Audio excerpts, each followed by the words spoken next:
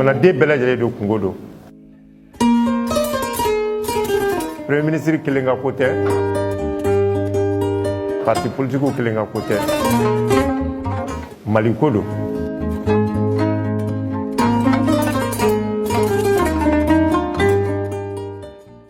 Ni ministère de la défense ni sécurité fɔ o ye misali de, mais ministère bɛɛ ka kan o la. Sabu yɔrɔ dɔ bɛ bano kunna, o y'an ka kalanko ye ani grève ko. Accord y'a diyagoya fana,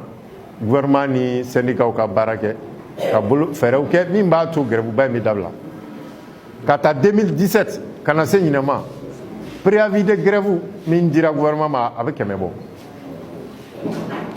Waati ni syndicat dɔ bɛ taa fɔ an bɛ taa grève la. An ko ka nin d'an ma, a ma d'an ma. An bɛ nin nɔfɛ ni nin man d'an ma an bɛ baara bila.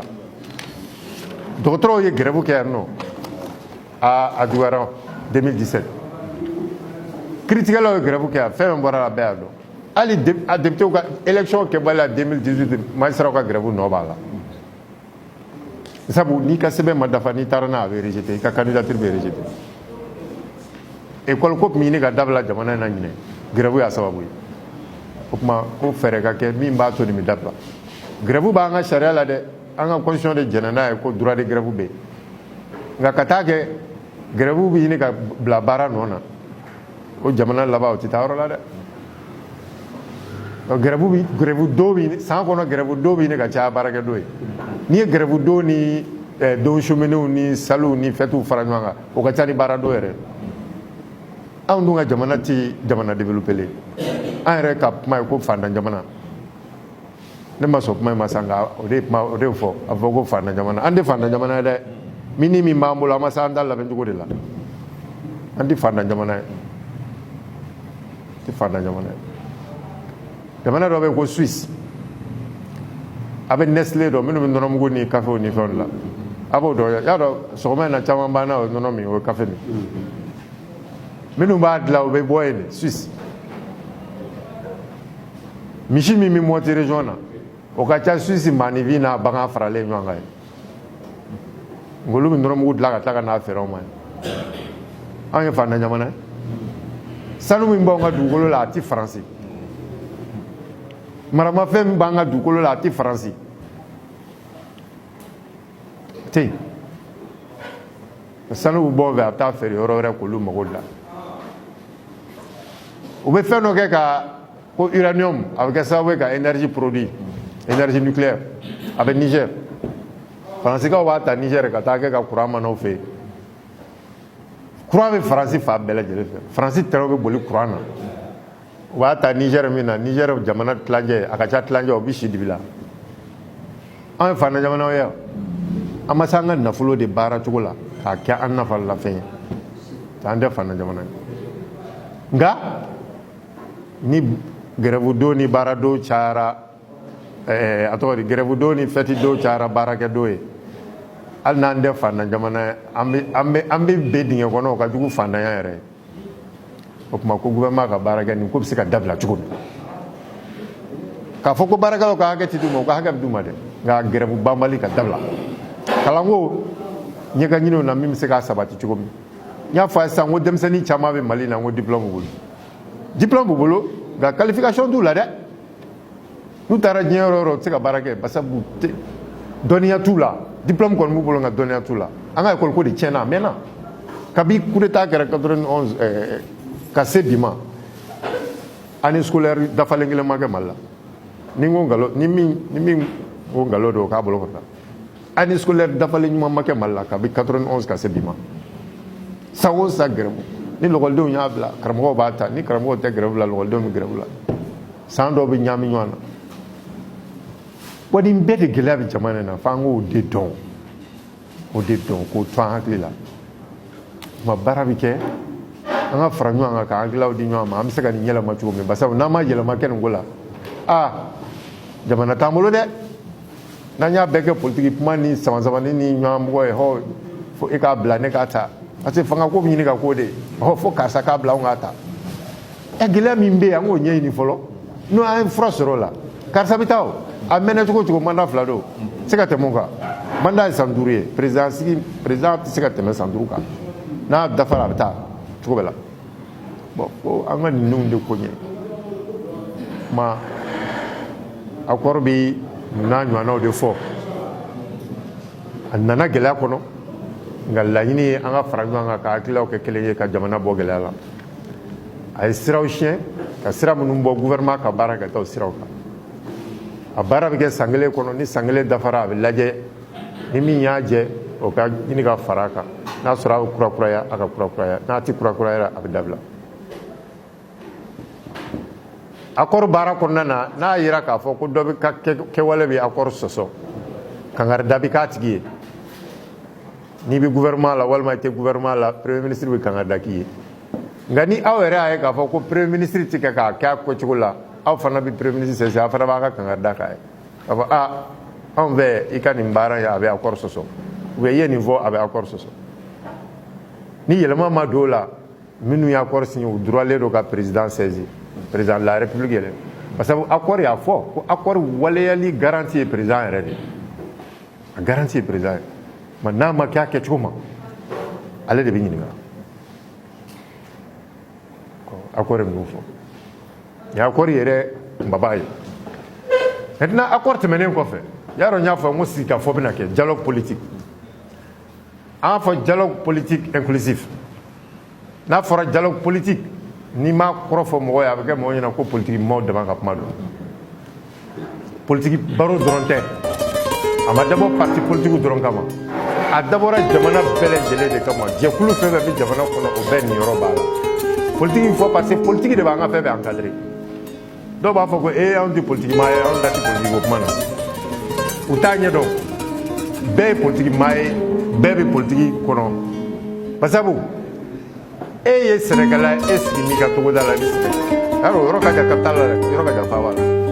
politikiw bɛ sɛnɛkɛ sariyaw ni ko de bɛ gouvernement ka labɛnw de bɛ sɛnɛkɛ kow kan sɛnɛ kan ka kɛ cogo min na walima sɛnɛladen bɛɛ lajɛlen kɔnɔ cogo di semence bɛ na jamana kɔnɔ cogo di min bɛ kɛ ka sɛnɛkɛlaw dɛmɛ o politiki o tɛ se ma k'i sigilen to i ka togoda la ni engrais ni gouvernement ko k'a tɛ engrais subventionné sisan engrais bɔrɛ n'i ma fili yɔrɔ caman na a tɛ 2000 bɔ ko di 2000 dɔɔnin ne e sigilen ne i ka togoda la n'a fɔra ko engrais bɔrɛ kɛ 5000 ye sisan i b'a kɛ cogo di tari 2 b'e bolo ka siɲɛ e bɛ 5000 bɔ min ka tari 2 siɲɛ donc n'i ko k'i ta tɛ politiki maa ye walima i ta tɛ politiki ko kuma na politiki b'i sigilen sɔrɔ i ka togoda la subvention ninnu politiki de don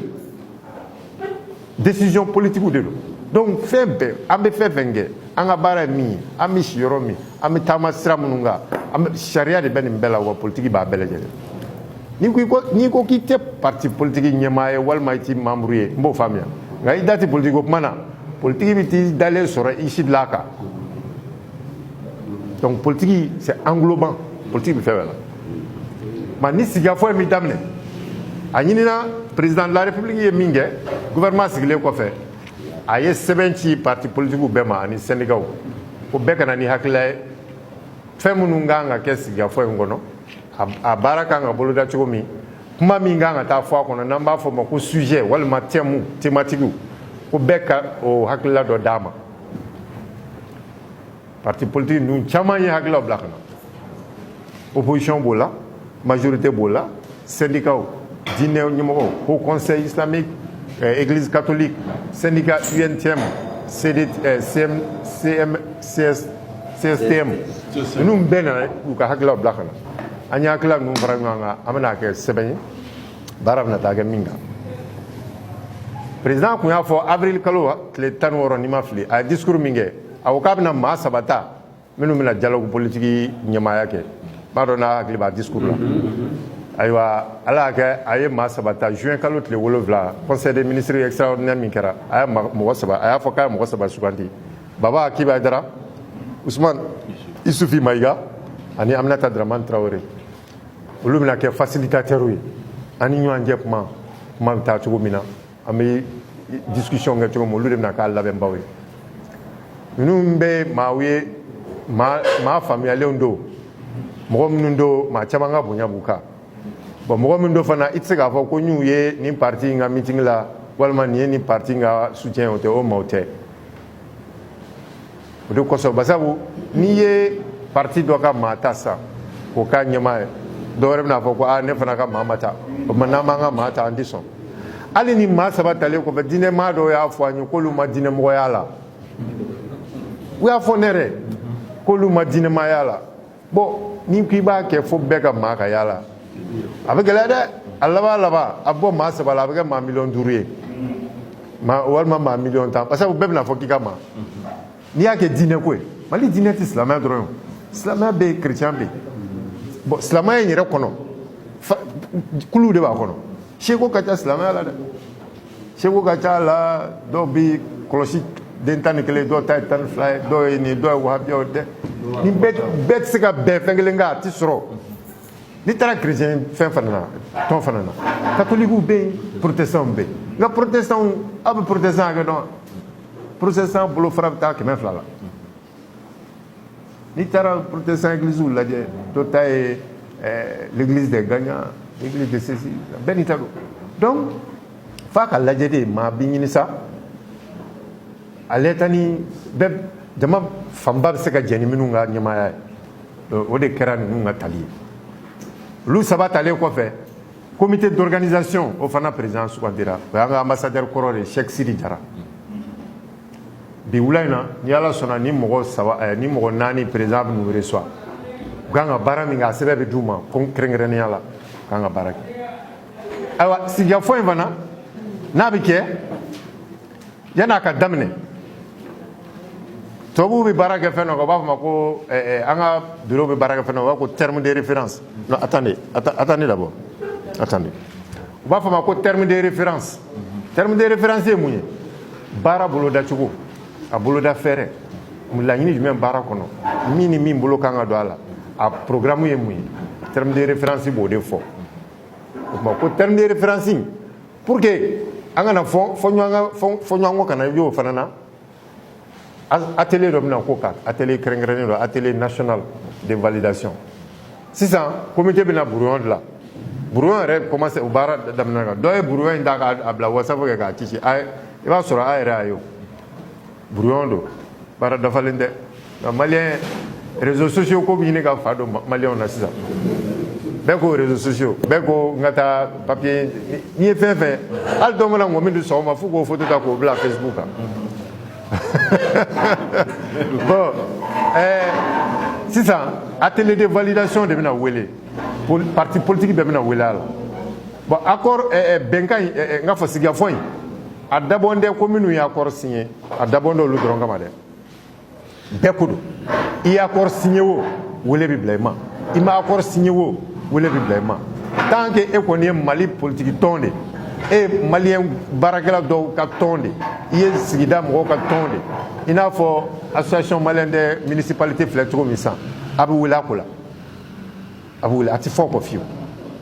syndicat u wele musow ka tɔn jeunes ka tɔn journalistes ka tɔn sɛnɛkɛlaw ka tɔn baganmaralaw ka tɔn jɛgɛmɔnaw ka tɔn tɔn lakodɔnnen fɛn fɛn bɛ jamana in na a bɛ laɲini nin bɛɛ ka y'a la n bɛɛ ka référé parce que nin bɛɛ ye maliyɛn de a tɛ se ka a tɛ fɔ dɔ kɔ fo ni maa min ko n tɛ n tɛna gouvernement kɔni tɛ se ka t'i diyagoya k'i minɛ ka na kɛnɛ kɔnɔ i t'a fɛ ka taa kɛnɛ min kɔnɔ démocratie o de ye nka bɛɛ bɛ wele chef de file de l'opposition président ye lettre ci a ma kɛrɛnkɛrɛnnenya na ko hakilila min b'a fɛ dialogue in na ko a ka d'a ye a k'a fɔ a ye a ka kɛ sɛbɛn ka ca ma chef de file de l'opposition n'a fɔra chef de file de l'opposition ani URD président a bɛɛ maa kelen nka an b'a fila bɔ ɲɔgɔn na parce que opposition tɛ URD dɔrɔn ye opposition parti caman bɛ opposition na donc ale maa kelen wele bɛ bila a ma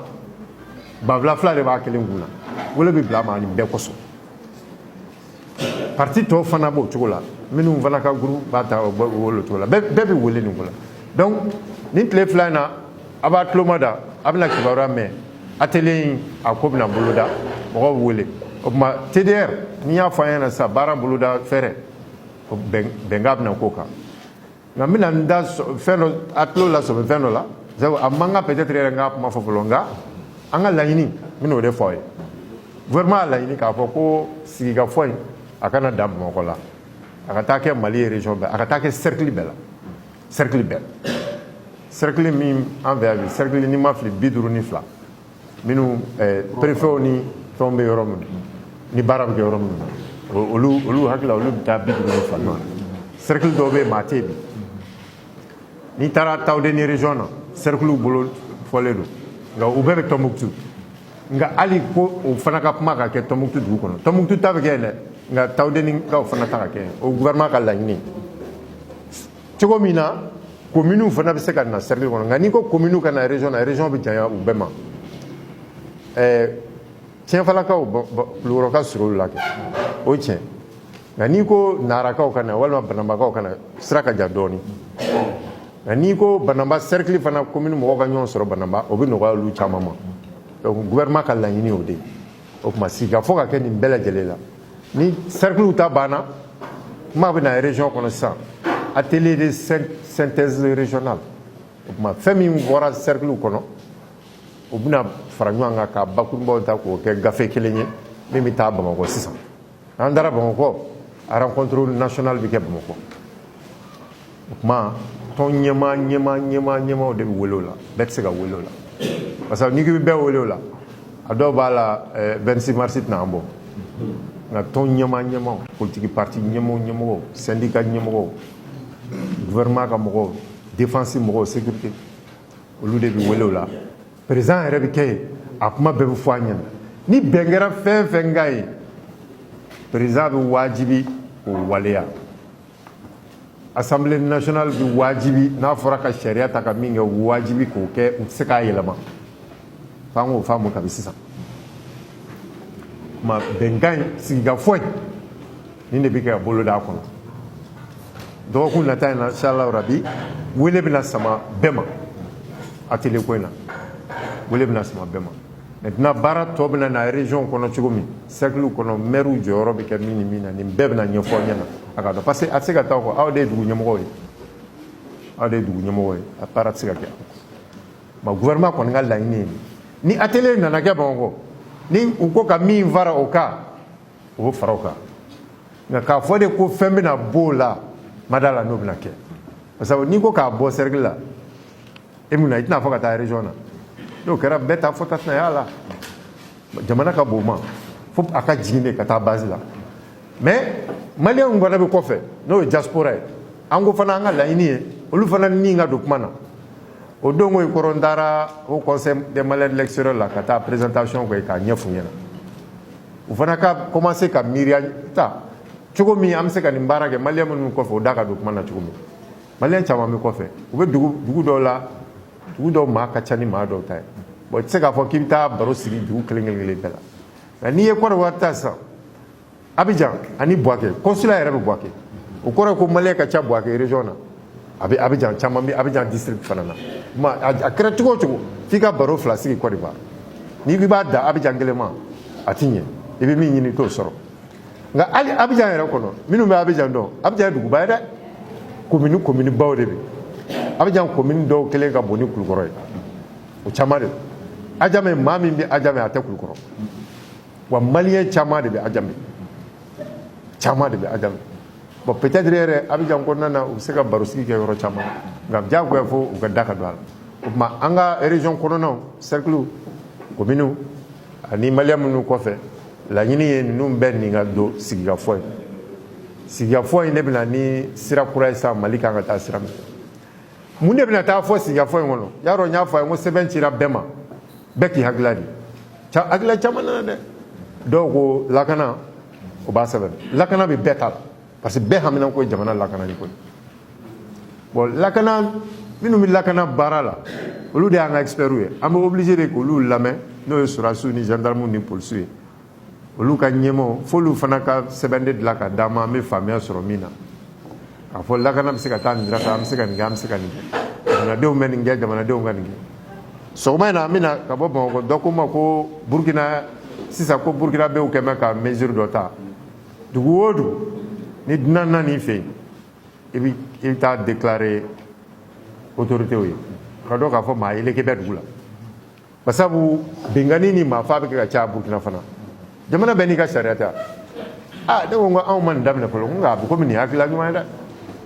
ni maa yeleke yera dugu la bɛɛ a bɛ maa min ka so a jatigila ye maa min ye jatigi ye maa min ye o waajibilen don ka taa fɔ autorité k'a fɔ ko an ka taa an yɛrɛ an ka nafigɛ kɛ o tɛ k'a kun ye ka maa yeleke bɛna dugu la i t'a dɔn i t'a ka kɛta dɔn a ŋaniya ye min ye i t'o dɔn ni n'a nana kɛ sababu jugu ye ka ko kɛ tiɲɛni kɛ dugu la a bɛ kɛ cogo di a fɔ ko karisa ka dunan de don e yɛrɛ min y'a jatigiya ɲumanya yɛrɛ kosɔn i yɛrɛ ka malo n'i ka degun bɛ taa bɔ a kɔnɔ bon o fɛɛrɛ bɛ Burkina kɔnɔ y'a dɔn an ka armée ko o ni population k'u ka relation cɛ man ɲi kosɛbɛ ko kunnafoni bi population bolo k'u ti kunnafoni di armée ma u ti kunnafoni di polisiw ma u t'a di gendarme ma ko ni sigidala mɔgɔw ma kunnafoni di olu ka baara bɛ gɛlɛya u bolo bon nin bɛɛ ye danayabaliya de f'an k'a ɲini ka danaya bɛ se ka kɛ ani cogo min na an n'an ka finitigiw cɛ n'o danaya tɛ a baara gɛlɛya mais n ye nin fɔ misali don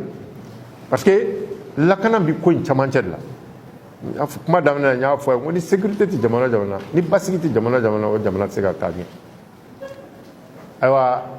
dɔw ko école ko dɔw y'o fɔ constitution bayɛlɛmani dɔw y'o fɔ dɔw yɛrɛ ko dugukolo ko mankan ka bɔ Mali in na kojugu dɔw b'an ka sigidaw la u bɛ kɛ sigida bɛɛ feere ka ban k'o kuma ka taa fɔ dɔw ko bɛɛ y'i ka hakilila caman de nalen don nka n'an taara atelier in na n ye a fɔ cogo min validation de bɛna an permettre ka thème ta thème min bɛ se k'a to o tuma an ka sigi ka kuma parce que n'i k'i bɛ jamana fɛn bɛɛ fana fɔ fɛn dɔw bɛ i n'a fɔ Kulukoro dugu kɔnɔ sisan ko dɔ bɛ Kulukoro dugu kɔnɔ o ye gɛlɛya Kulukorokaw ma nka o tɛ problème national ye nka a kɛra cogo o cogo gouvernement bɛ se ka Kulukoro dɛmɛ ka fura sɔrɔ o la nka n'i ko ka taa fɔ niveau national la a ti faamuya mais a kuma bɛ se ka fɔ yan fɛɛrɛ min kan ka tigɛ k'a ko fusira a ko la o bɛ se ka kɛ yan donc o n'a ɲɔgɔnnaw don problème local problème régional ani problème national o bɛɛ de b'an fɛ nka ni atelier in kɔni nana bɛn bɛna kɛ thème kan bɛn bɛna kɛ sujet kan o tuma an b'an jija ka kunnafoni ka di a diko ɲuman na a n'a di waati la sabu gɛlɛya dɔ b'an ka jamana in kɔnɔ kunnafoni dibaliya don mɔgɔw ni fɛn ti fɔ mɔgɔw ye fɛn fɛn ka di u b'o miiri gouvernement ka baara n'a ɲɛ ma fɔ mɔgɔw ye min bɛ senna fo mɔgɔw k'a dɔn gɛlɛya min b'a kɔnɔ fo mɔgɔw k'a dɔn n'o ɲɛ ma fɔ mɔgɔw ti faamuyali k'a la o de la maa caman bɛ yen o sigiyɔrɔ la o futinɛnen don dɔwɛrɛ tɛ dɛ kunnafoni ntanya don ko ɲɛdɔnbaliya de don e sigi n bɛ yan ko dɔw bɛ kɛ ka kɛ i ti faamuyali k'a la hali n'a sɔrɔ maire b'a kɛ k'a ka baara kɛ ni maire ma fɛn fɔ maire m'a fɔ a ye ne nin bɛ dugu la ne bɛ kɛ ka nin kɛ pour que k'a ko sisan i b'a fɔ ko anw ka maire kɔni tɛ foyi la i b'a dɔn ne ka teli an bɛ Mali la tout de suite an b'an bolo si an ka ɲɛmaaw la nin tɛ foyi la nin tɛ dɔwɛrɛ la wari dun kɔ ka sɔrɔ a bɛ kɛ ka min kɛ sanko anw ka gɛlɛya min bɛ jamana in kɔnɔ sisan nɔ baara caman bɛ kɛ a bɛ komi sanjikɔrɔ wɔsi a tɛ dɔn nka n'a ma ɲɛfɔ mɔgɔ ye a tɛ dɔn i bɛ min na n'i m'a fɔ an b'a fɔ k'i tɛ fɛn na k'o bɛ ten de o tuma sigikafɔ in a baara kɔnɔna na an b'an jija ka kunnafoni di a di kuma na ka kunnafoni ɲɛnama d'a ma sabu anw bɛ labɛn na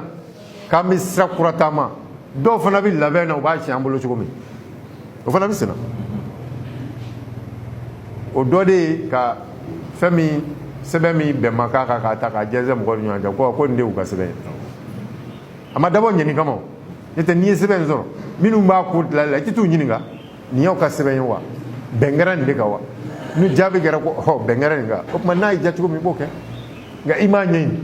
dɔw yɛrɛ ye sɛbɛn ci premier ministre kan k'olu m'u tɔgɔ y'a la k'o tɛ se ka ɲɛ ne yɛrɛ yɛlɛla wa k'a fɔ ko kunfinw de don kunfinw tɛ o kɛra min kɛ an ye communiqué kɛ k'a fɔ kuma ni gouvernement ka sɛbɛn n'a banna don min ko baarakɛ sɛbɛn don an b'a ci a ma o tuma n'an y'a ci a ma don min a ciko la sabu sisan ni maire bɛ papier di maa ma dugu in na a bɛ se ka kɛ papier bɛ taara yan a bɛ se ka kɛ a bɛ taa d'i ma kɛrɛnkɛrɛnnenya la walima a bɛ taa communiqué di radio ma u b'a kalan a sɛbɛnnen don ko maire y'a fɔ nka ne ye yaalatɔ ye fɛn dɔ ye ko maire y'a fɔ e m'a ye a ma fɔ radio la k'a y'a fɔ a ma taara maire da la a ma taa journal a ma kɛ foyi la n'i y'i toro kan ko maire y'a fɔ i bɛ fili la dɛ sanko n'i bɛ maire yɔrɔ dɔn i t'a ɲininkali kɛ n'i ma maire yɛrɛ n'i y'a baara kɛ ɲɔgɔn ye i bɛ se k'u ɲininka ne ko maire ye nin fɔ wa an ye nin mɛn dugu kɔnɔ tiɲɛ don wa n'a fɔra i ko tiɲɛ don o tuma i b'i toro kan nka o t'a la bilen an mana min mɛn n'an b'an tor'o kan sanko n'a fɔra arajo la arajo min bɛ Mali la sɔnni a bɛna kɛ du o du o n'a ka arajo so arajo cayara a kun ye mɔgɔw bɛ ɲɔgɔn sɔrɔ ka kunnafoniw di ka nisɔndiyaw ni fɛnw kɛ nka a bi kɛ ka na ni tiɲɛni de ye jamana in kɔnɔ k'a fɔ ko n bɛ arajotigiw contre la o tɛ dɛ arajo min bɛ Bamakɔ dɔrɔn a ka ca ni Côte d'Ivoire arajo so bɛɛ a ka ca ni Sénégal arajo so bɛɛ Bamakɔ dɔrɔn bɛɛ n'i ka arajo wajulikɛla bɛɛ n'a ka arajo furabɔla bɛɛ n'a ka arajo politikima bɛɛ n'a ka arajo tiɲɛnikɛla bɛɛ n'a ka arajo bɛɛ n'i ka arajo ɔ furabɔlaw b'a la bɛɛ bɛ se fɛn bɛɛ la bɛɛ bɛ fɛn bɛɛ dɔn o de ye jamana in gɛlɛya a bɛ ɲini ka kɛ sababu ye n'an m'an kɔlɔsi a bɛna fiɲɛba bila an ka jamana in na an tɛ se ka fiɲɛ min fura tɛ sɔrɔ a la parce que a bɛ komi ni banajugu donna fari la ni min kɔlɔsi n'a daminɛ ni senkɔnin na ni min kɔlɔsi bɛ a bɛ yɛlɛ f'i kunkolo la bon an ka problème bɛ jamana in ko bɛ o cogo de la banajugu donnen don an fari la a ye senkɔnin minɛ a bɛ ka yɛlɛ a sen bɛ kunbere ma a sera kunbere ma dɛ o tuma n'an bɛ min kɛ an b'o de kɛ o tɛ banajugu bɛ kɛ ka yɛlɛ dɔɔnin dɔɔnin banajugu bɛ kɛ ka yɛlɛ o tuma ne tun b'a fɛ ka nin yɔrɔ fɔ a ye baro dayɛlɛ la k'a fo a ka tulomajɔ la ka maire fo ka baarakɛɲɔgɔn fo ɲininkali an bɛna ɲininkali sɛmɛ a la sisan ni fɛn b'a fɛ k'o ɲininka o fɔ a ye mais accord nin an ye copie caman kɛ n bɛna copie kelen di maire ma officiellement et puis a bɛɛ bɛ copie sɔrɔ copie bɛ d'a bɛɛ lajɛlen ma an ye copie caman kɛ donc monsieur le maire donc au nom de monsieur le premier ministre je vous remets une copie de l'accord politique de gouvernance.